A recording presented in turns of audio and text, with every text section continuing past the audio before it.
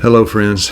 Relationships, how men and women relate to each other. That's something that is, it's a science that is essential that we learn before entering into a husband-wife relationship. So when I was in the 10th grade, very young, I met a young lady that would later be my wife. And then after that, our marriage would end in divorce.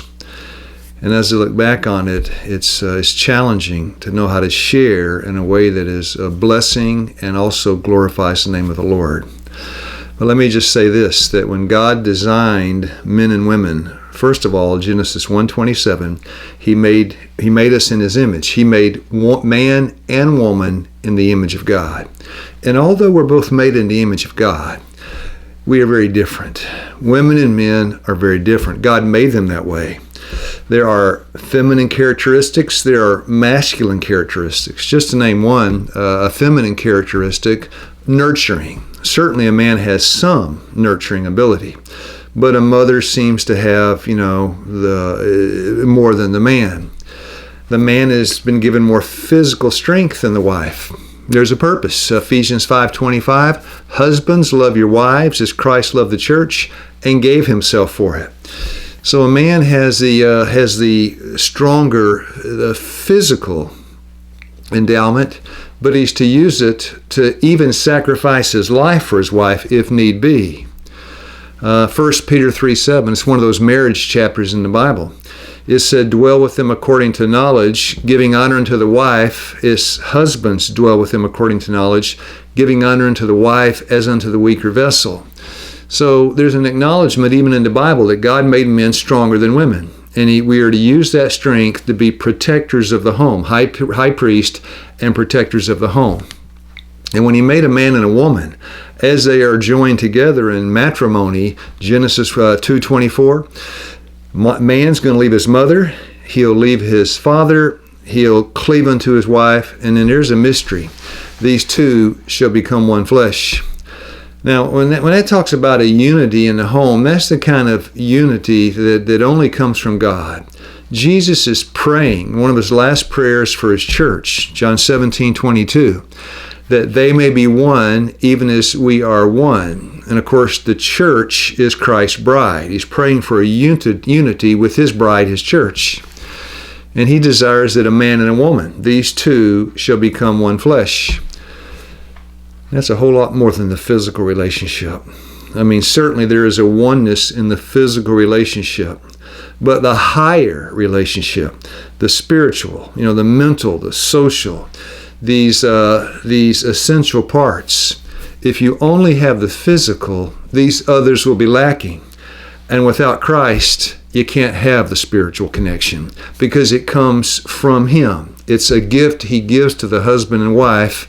They desire it, He gives it into the home. And it's a great blessing. Without that, there's really no deep relationship.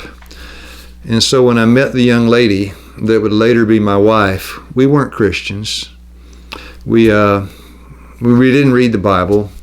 We didn't understand the preparation for the courtship in marriage. Courtship is an old-fashioned word today.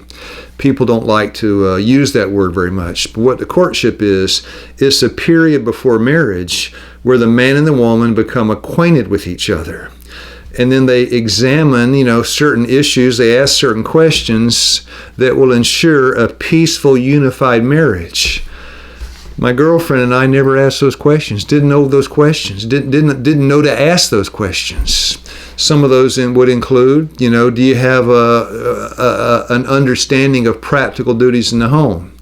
Are you able to wash the dishes, take out the trash, keep the house clean? These simple things that are very, very important. How to manage the money. That's an important question. Are you able to keep your finances? Are you able to keep your outgoes below your incoming? You're able to avoid debt. Are you able to, if you have children, are you able to raise children? Do you have a maturity, a spiritual maturity, that without it, you really can't get married and survive? And if you don't know how to raise children and you have children, that's a challenge, because not only do you suffer, the children suffer. But there's so many different questions to be asked in the courtship phase. And if you don't have some biblical guidelines and instruction, how do you know what questions to ask? How do you know on what points to unite? And my girlfriend and I didn't. We didn't ask any questions. We didn't prayerfully consider if God was leading. There are many, many things that I know now that I did not know then. And my girlfriend didn't know either. We were just two kind of young, uninformed high school students. And one problem too, when the physical relationship begins before the marriage vows, before the marriage, it has a tendency to hinder the functioning of the reason.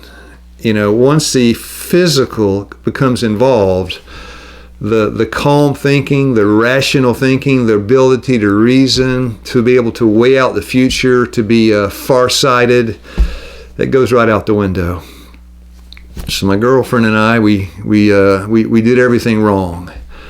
I had a good friend I'd known for a long time. He got divorced. He and his wife, they divorced. And he was quite depressed for a time. We were holding a Bible school in Southeast Asia. And he came to the school, and in the school, we had a class on preparing for marriage, how men and women relate to each other, the courtship process, preparation for marriage. He took the class. And at the end of the class, this young man, he stood up and he said, I want to share something with the other students. And what he said, everything we just studied in this class, everything we studied, I didn't follow any of it. And I got the sure result. I was divorced. He said, this is new to me. I find it to be wonderful. He said, if I ever enter upon another relationship, I'm going to follow everything I've learned. And he did. He met another young lady. He believed that the Lord may be leading in that relationship, and he followed and he counseled with me. We would talk together, and I told him, I said, look, find God's plan, understand God's plan, follow His plan, and His blessing will follow you. And he did. Every step of the way, he followed God's plan. And then they were married, and today they're a happily married couple. And it's just a beautiful thing to see. So if you don't know the plan and you have that relationship that basically lacks conversion, here's the challenge between a husband and wife when they don't have the deep conversion of the Holy Spirit. Conversion brings an awareness of pain when you cause others to suffer. It really does. The Holy Spirit speaks to you. And conversion does something to help stifle the self-pleasing outlook that is natural to the carnal heart. We weren't converted. And so, of course, I'm viewing everything from a selfish standpoint. My girlfriend, I'm sure, was too. And when you do that, you have strife. That's internal conflict in the relationship. So conversion also makes you aware of what the other one is experiencing. You want to make sure what they receive from you is only words of comfort, care, hope. And without conversion, there can be some kind of shallow affection, some sort of shallow drawing to each other. But to have the deep-seated heart relationship, the love of God in the home, then you've got to have God in the home, and He comes with conversion.